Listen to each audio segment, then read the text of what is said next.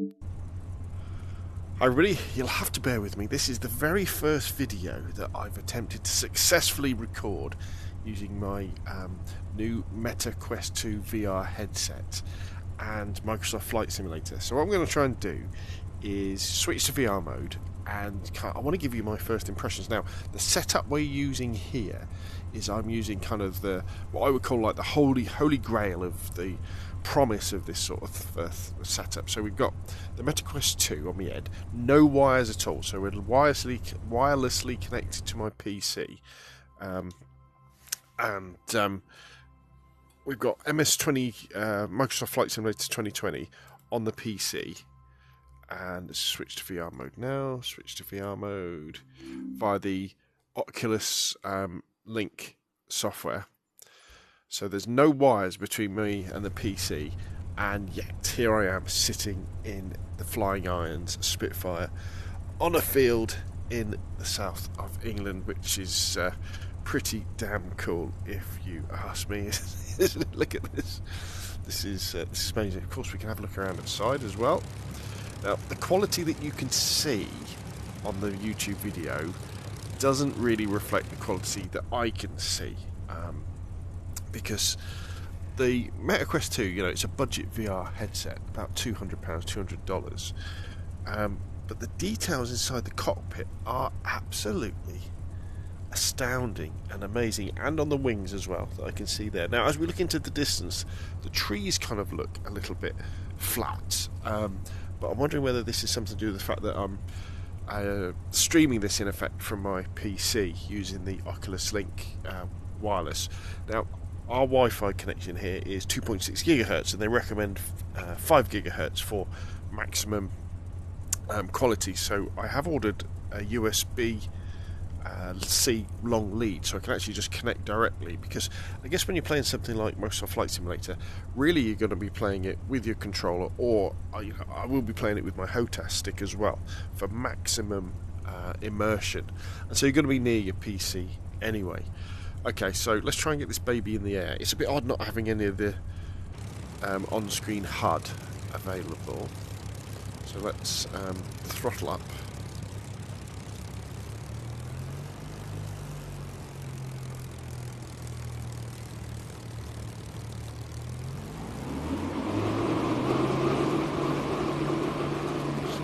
Going straight.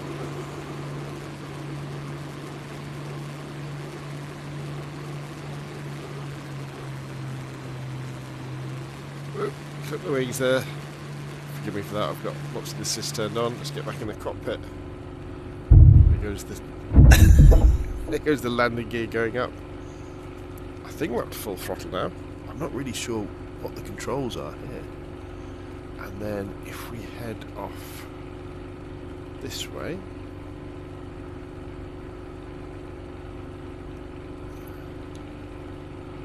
I'll just put my wheels down again. Let's have a look.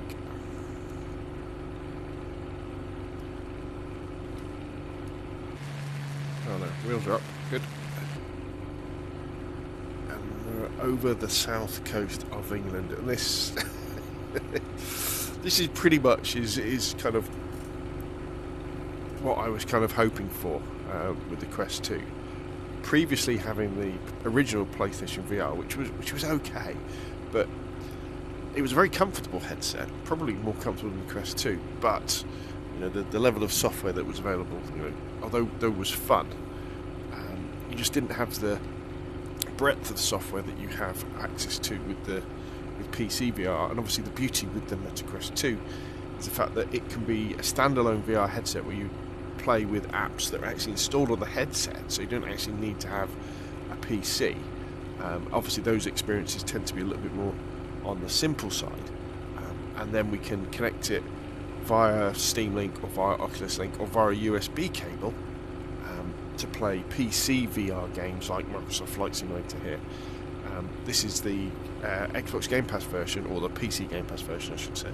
Now, I am obviously running some mods on Flight Simulator.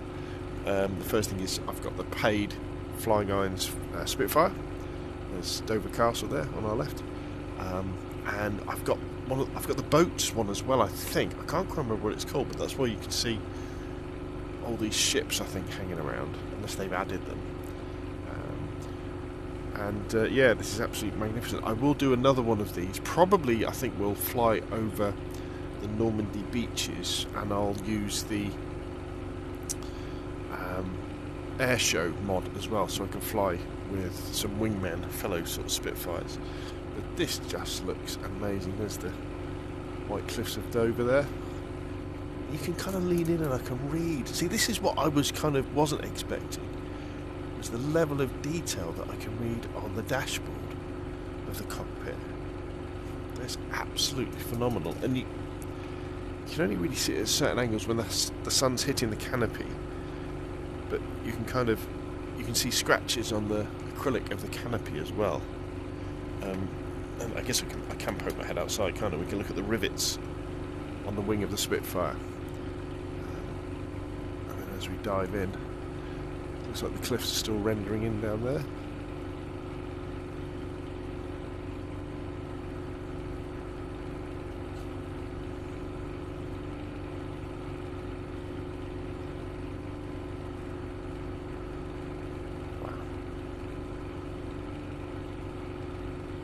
Very, very, very impressive indeed.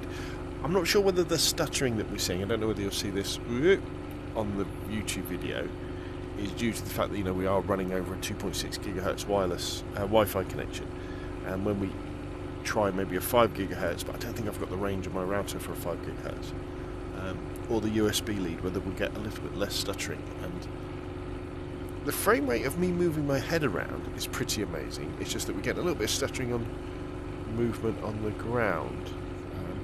It still looks very, very impressive indeed. And of course, I've got the sound turned down so that you can hear my voice, but you turn the sound up and the noise comes out, and then you've got that sound of that Merlin engine. And we can obviously go external as well, though this sometimes does make you feel a little bit queasy.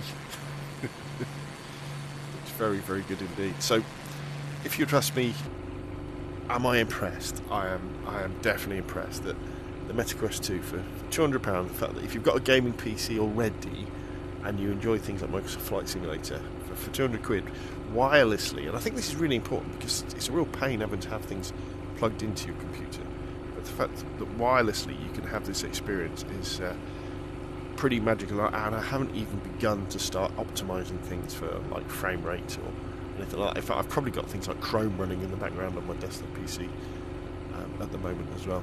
So there we go. Look forward to more videos like this on my new VR channel. In the description below this video as well, you'll see links to my other gaming channel, Scale Speedy Gaming, which has lots of other stuff in as well. But I wanted to split off the VR stuff so that the YouTube algorithm wouldn't get confused. But yeah, looking forward to doing lots more testing, optimizing, and having fun with this amazingly immersive experience. Anyway, that's enough for me. If you enjoyed the video, hit like, comment, the same, press subscribe.